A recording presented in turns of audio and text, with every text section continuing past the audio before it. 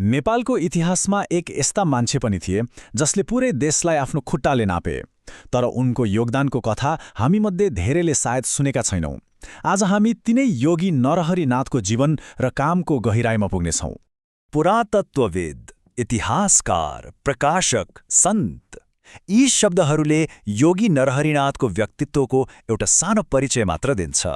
तर उनको वास्तविक कथा, उनको कामको दायरा त्योभन्दा कैयौं गुणा फराकिलो र विशाल थियो। सोच्नुस् त, उनलाई राष्ट्रगुरु, वेद विद्यालंकार र आँसुकवि जस्ता उपाधिले चिनिन्थ्यो। तर कुरा यतिमै सकिँदैन। उनी एक आजीवन पदयात्री थिए, गोभक्त, 1000 भन्दा बढी किताबका लेखक, विश्व हिन्दू महासङ्घका संस्थापक अनि यहाँसम्म कि एक वनस्पति विज्ञ पनि। यो सूची आफैमा साँच्चै असाधारण छ। एकछिन कल्पना गरौँ त, त्यो समय जब नेपालमा न सडक थियो न सञ्चारको सुविधा। यस्तो बेलामा देशको इतिहास लेख्ने काम कति असम्भव थियो होला। हो, योगी नरहरिनाथले यही असम्भव कामलाई सम्भव बनाएका थिए, एक इतिहासकार र पुरातत्वविदको रूपमा। यो एउटा भनाइले त्यसबेलाको अवस्था प्रष्ट पार्छ, जब राजधानीका ठूला विद्वानका लागि थानकोट काट्नु नै एउटा ठूलो पहाड जस्तो थियो। योगी नरहरिनाथले भने पुरै देश पैदल हिँडिरहेका थिए। यो उनको साहसको सबैभन्दा ठूलो प्रमाण हो, होइन र? अनि उनको यात्रा त्यो कुनै सामान्य पदयात्रा थिएन। पहाडका भिर, खोलानाला सबै पैदलै पार गर्नु पर्थ्यो।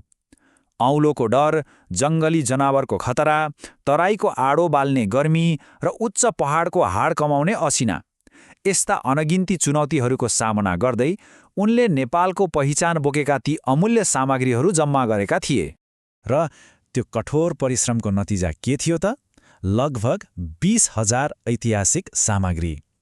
यो केवल एउटा सङ्ख्या होइन, यो एक व्यक्तिको आफ्नो राष्ट्रप्रतिको असीम माया र समर्पणको जिउँदो प्रमाण हो। तर उनको काम सामग्री जम्मा गरेर मात्रै सकिएन। त्यो त पहिलो खुड्किलो मात्र थियो।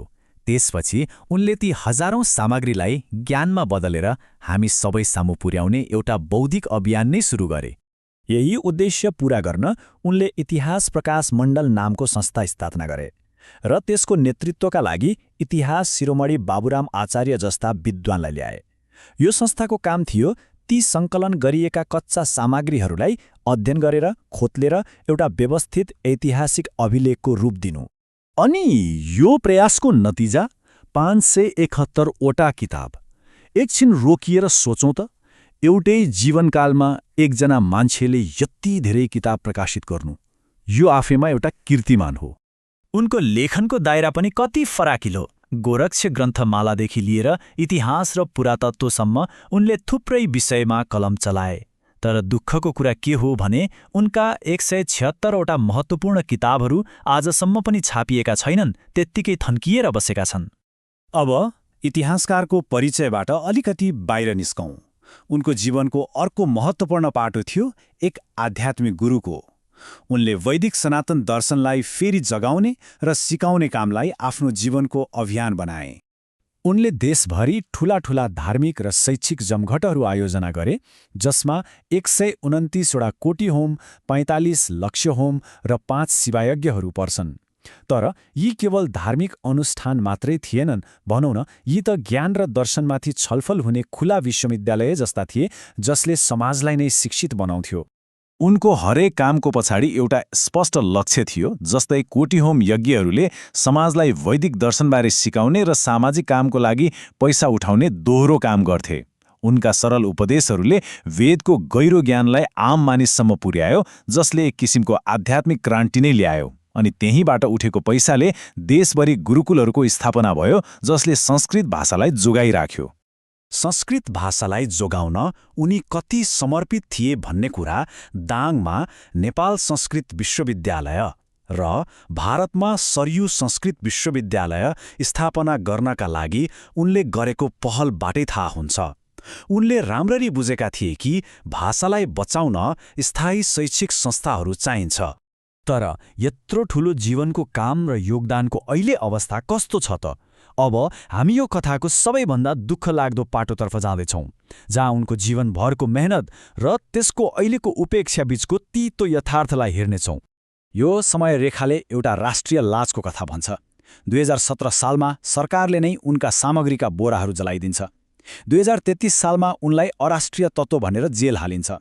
उनको निधनपछि गुठी संस्थानले आश्रममा ताला लगाइदिन्छ र भित्रका अमूल्य सामग्रीहरू कुहिन थाल्छन्।